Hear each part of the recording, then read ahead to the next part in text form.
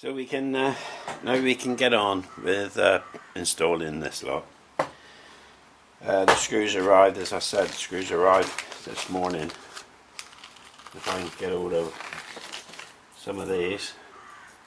I was imagining making a large aluminium plate on which I would mount the PSUs, and then followed by actually that way, followed by two stepper drives. This enormous plate, which, as it happened, wouldn't have even fitted into the cabinet. In the end, what I opted for, this instead of being mounted on a plate, these are bolted directly onto the back plane of the in the cabinet. And these two, because they're mountings, are actually screwing.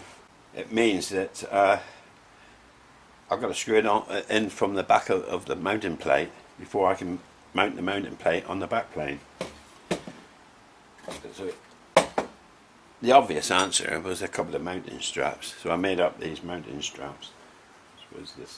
These are countersunk, so that the screws will sink in level with the strap. So then the strap can be bolted straight onto the back plane. Back plane being the main rear mounting plate inside the cabinet.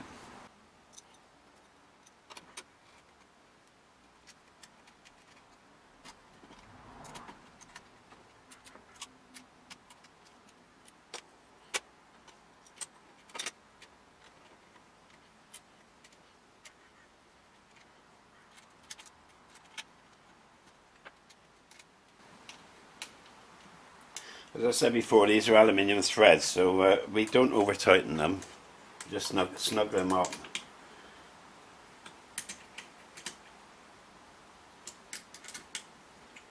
It's really nice with countersunk screws when you drill the holes in the mill.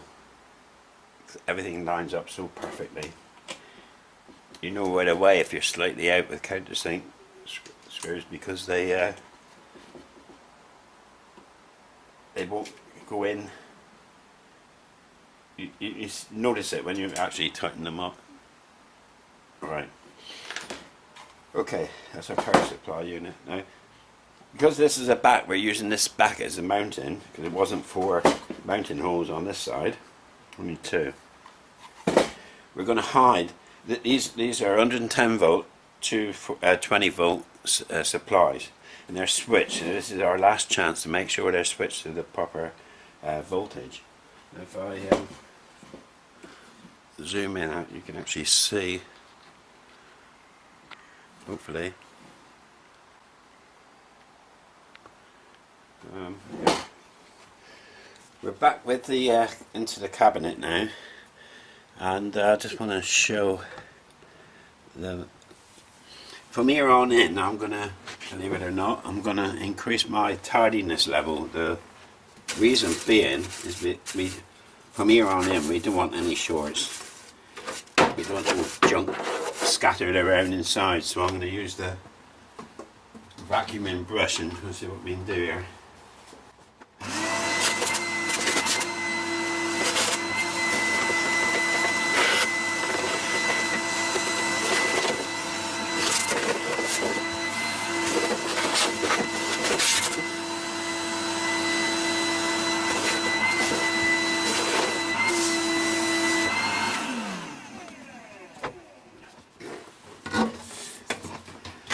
On. Now we can commence with construction.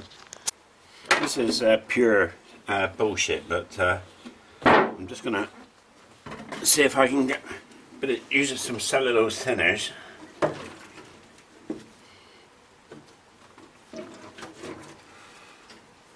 Get rid of all these pencil marks now.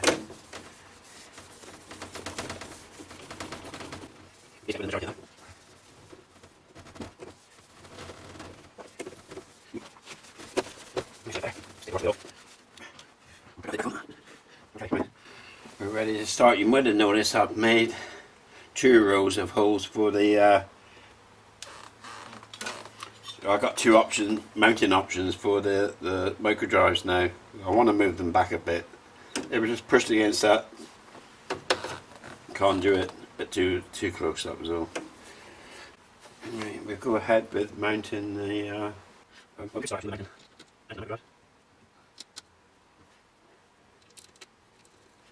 right. Easy one.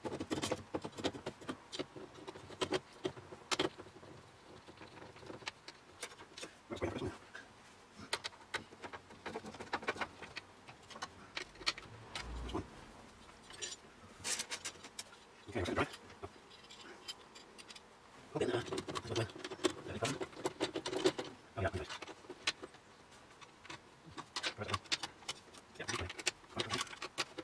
nice.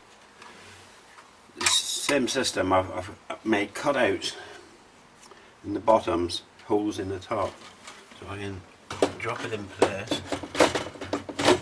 That's the theory anyway. Alright, see if the top ones will line up now.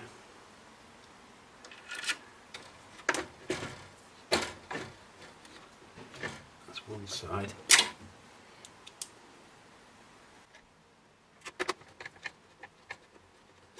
Okay.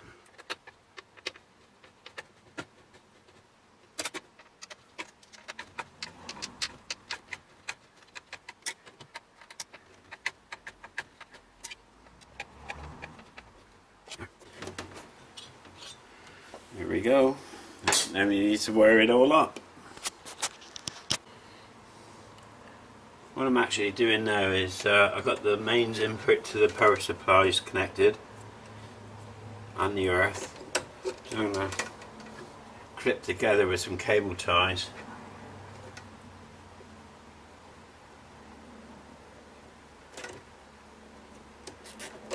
Like so, just to keep them reasonably organised. We'll come up through along there and up to I can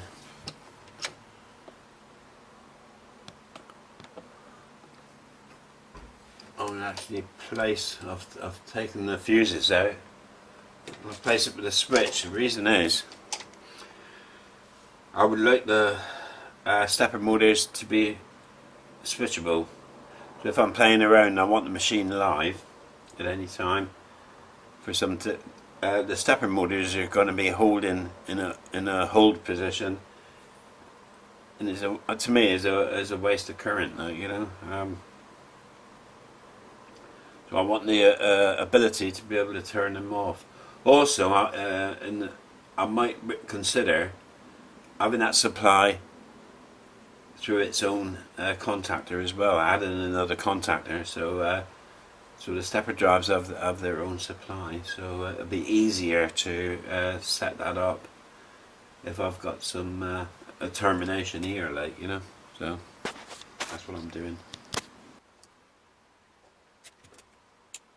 Okay, so.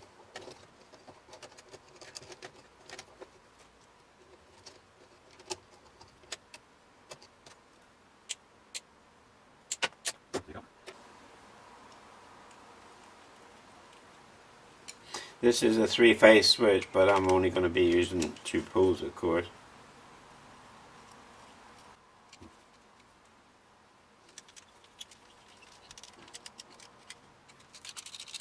Okay.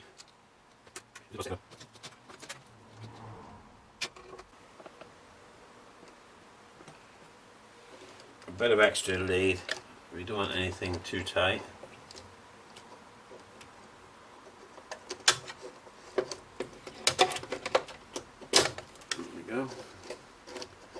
That's fine.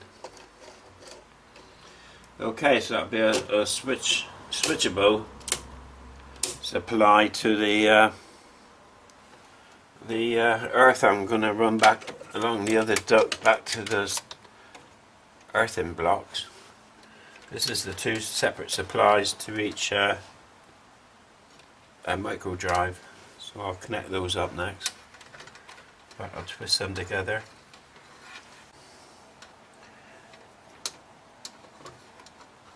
And actually terminate, say, there, something like that.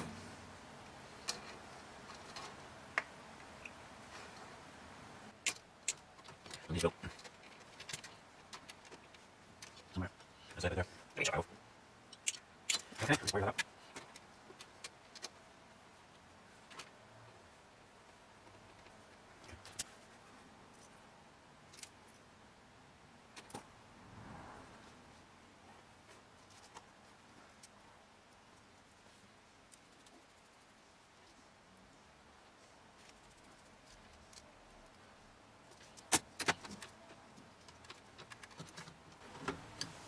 There you go.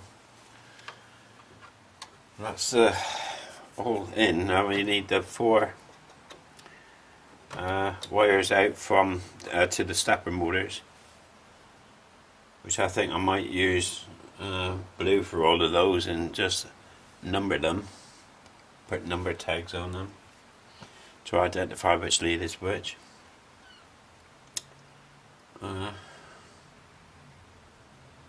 Yeah.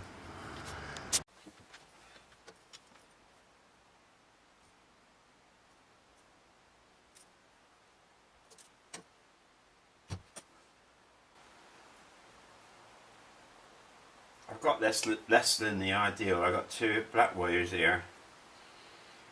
What I'll do, I'll stick them on as 2 different windings, so any mistake made, it won't be a dead short circuit.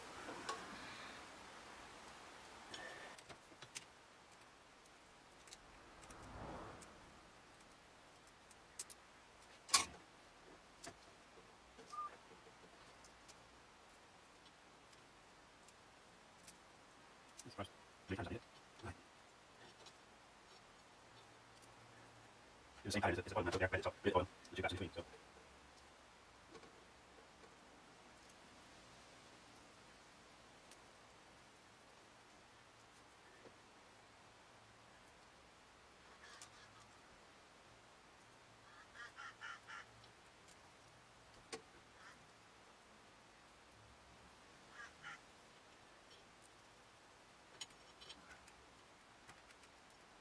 That's it. That's it. There you go. Okay, so that's the 2-stepper motor power supplies connected. These just from the switch block. Connected to the micro drives and wires to the stepper motors, but the stepper motors aren't actually fitted yet. And of course our logic, stepper motor drive logic, was coming from the board up here. That's to add. I think if I come down through here, I'll avoid all the other high current leads. I will be passing those, but at 90 degrees, so it should be the least effect.